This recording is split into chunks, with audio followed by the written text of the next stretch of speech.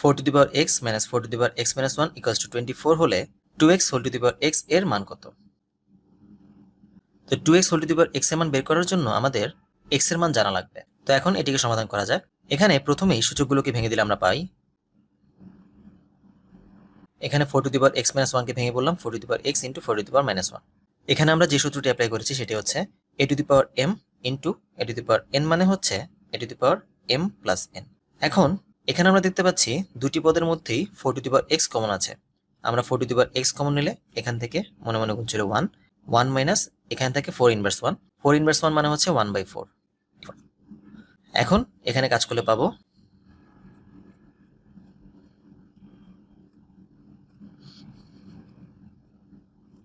তো এখানে আসলো 4 to the power x equals to 32। 32 কে 4 এর সূচক আকারে প্রকাশ করা যায় না, তবে এটিকে 2 টু দি পাওয়ার 5 আকারে লেখা যাবে। তো আমি যদি 32 কে 2 টু দি পাওয়ার 5 আকারে লিখি তাহলে এখানে 4 টু দি পাওয়ার x কে লিখতে পারবো 2 টু দি পাওয়ার 2x।